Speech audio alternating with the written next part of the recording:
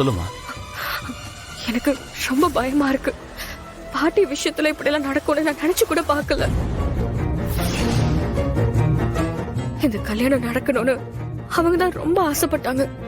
கடைசியில அவங்களே இல்லாம போயிட்டாங்க. மித்ரா, நடந்த விஷயம் உன் கண்ட்ரோல் இல்லாம நடந்து போச்சு. பாட்டி போய் சேர்ந்துட்டாங்க. இப்ப நீ அதை நினைச்சு ஃபீல் பண்ணி எதுவும் ஆக போறதில்ல. இப்ப அந்த பிரச்சனையை சமாளிச்சு கல்யாணத்தை நல்லபடியா நடத்தணும். அதை பத்தி மட்டும்தான் நாம யோசிக்கணும். நாம அதுக்காக தான் இவ்வளவு நாளா கஷ்டப்பட்டுட்டு இருக்கோம். நீ பாட்டிக்கு இப்படி ஆயிடுச்சுன்னு நினைச்சு எதுவும் வருத்தப்பட்டு இருக்காத. இங்க பாரு, நடந்து போச்சு, பாத்துக்கலாம், சரியா?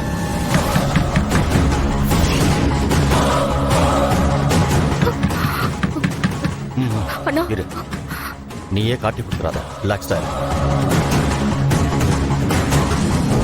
நீ ரிலாக்ஸ்டா கல்யாணம் பண்ண மாதிரி இரு. நான் போய் பார்க்கிறேன்.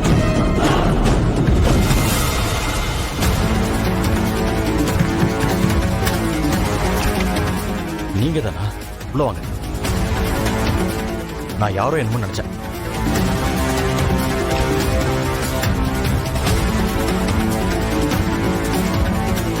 மேடம், பாட்டியோட பாடியை டிஸ்போஸ் பண்றதுக்கு ஆளுங்களை வர சொல்றதா சொல்லிருந்தீங்களே, வந்துட்டாங்களா? ஆளுங்களை ரெடி பண்ணியாச்சு மித்ரா, வந்துகிட்டு இருக்காங்க. அது மட்டும் இல்ல, இவ்வளவு கூட்டத்துல பாடியை டிஸ்போஸ் பண்றது அவ்வளவு ஈஸியான வேலை கிடையாது. கொஞ்சம் ரிஸ்க் தான். வேற வழி கிடையாது, பண்ணிதான் ஆகணும்.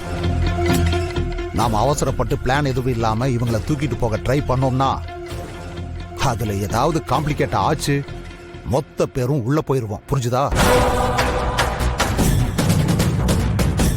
கல்யாணத்துக்கு வர்றவங்க எல்லாரும் பாட்டி எங்கன்னு கேட்பாங்க. அது மட்டும் இல்ல, பாட்டி இல்லங்கிற விஷயத்த நந்தினி ரொம்ப ஈஸியா கண்டுபிடிச்சிருவா. உங்ககிட்ட யார் ராஜேஸ்வரி பாட்டிய பத்தி கேட்டாலும் அவங்க இந்த கல்யாணம் நல்லபடியா நடக்கணும்னு கோவில்ல வேண்டிக்கிறதுக்காக போயிருக்காங்க. சீக்கிரமா வந்துருவாங்க. இத மட்டும் சொன்னா போதும், வேற எதுவும் பேசக்கூடாது.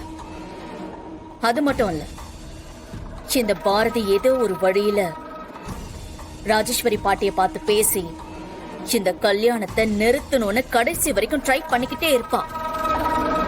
அவகிட்ட முகூர்த்தம் முடியற வரைக்கும் நம்ம எல்லாருமே கொஞ்சம் கேர்ஃபுல்லா தான் இருக்கணும். சரி, துரை விஷயத்தை என்ன பண்ண போறீங்க? மண்டபத்தை சுத்தியும் நம்ம ஆளுங்க இருக்காங்க. அவங்களுக்கு தெரியாம ஒரு காக்கா குருவி கூட மண்டபத்துக்குள்ள நுழைய முடியாது. அதையும் மீறி அந்த துரை உள்ள வந்தா உடனே தூக்கிடுவாங்க. அதை நினைச்சு நீங்க ஃபீல் பண்ண வேண்டாம். என்ன?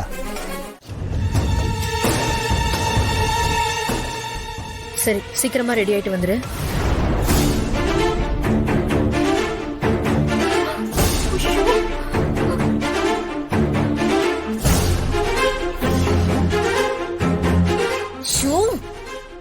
இந்த பாடி இங்க இருக்கிற வரைக்கும் யார் வந்தாலும் நம்ம பயந்துதான் சாகணும். அதனால கரெக்டான டைம் பார்த்து அந்த ஆளுக்கு போன் பண்ணி பாடியை டிஸ்போஸ் பண்ற வழியை பார்க்கணும்.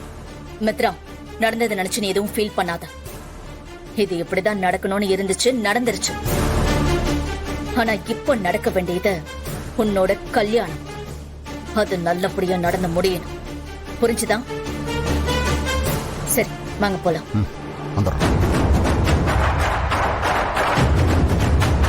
மித்ரா, கொஞ்சம் ரிலாக்ஸ்டா இரு.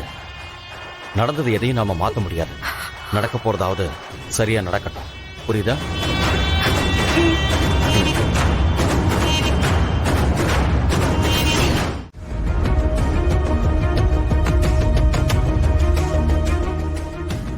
மீனா, என்கிட்ட ஏதோ தனியா பேசணும்னு சொன்னீங்க.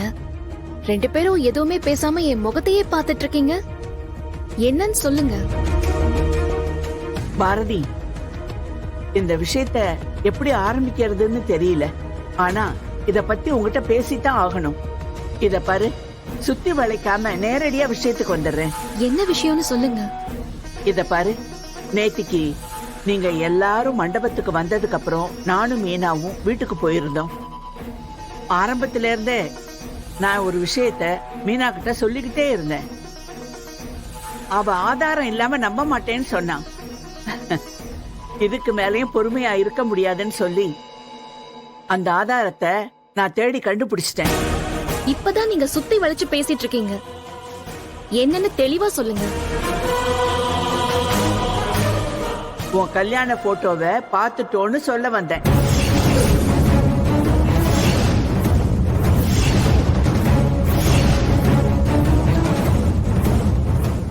என்னம்மா சொல்றீங்க? ஆமா பாரதி, ஆதியும் நீயும் தான் புருஷன் பொண்டாட்டின்னு எனக்கு எப்பவோ தெரியும். அது மட்டும் இல்லாம இந்த மித்ரா சரியானவ கிடையாது. ஆதிய கல்யாணம் பண்ணிக்கிறதுக்கு அவளுக்கு எந்த தகுதியும் கிடையாதுன்னு சொல்லிக்கிட்டு இருக்க. அது மட்டும் இல்லாம இப்ப வரைக்கும் உங்ககிட்ட எந்த ஆதாரமும் இருக்கிற மாதிரி எனக்கு தெரியல. ஆனா உங்க 2 பேருக்கும் கல்யாணம் ஆயிடுச்சுன்ற விஷயத்த நாங்க 2 பேரும் எல்லார்கிட்டயும் சொல்லி இந்த கல்யாணத்தை நிறுத்த போறோம். என்ன சொல்ற? இல்ல ஒரு அது நிமிஷம் பாரதி, தயவு செஞ்சு அந்த போட்டோ உண்மை கிடையாது, நீங்க தப்பா புரிஞ்சிட்டு இருக்கீங்க, நானும் ஆதி புருஷ பொண்டாட்டி இல்ல அப்படின்னு ஏதாவது சாக்கு போக்கு சொல்ற ஐடியா இருந்தா தயவு செஞ்சு இதோட விட்டுரு. ஏன்னா எங்க அம்மா ரொம்ப நாளா இத பத்தி என்கிட்ட பேசிக்கிட்டு தான் இருந்தாங்க. நான் தான் அவங்க சொன்னதை நம்பாம சும்மா சொல்றாங்கன்னு நினைச்சேன். இவ்வளவு நாள் காது கொடுத்து கேட்காமலே இருந்துட்டேன்.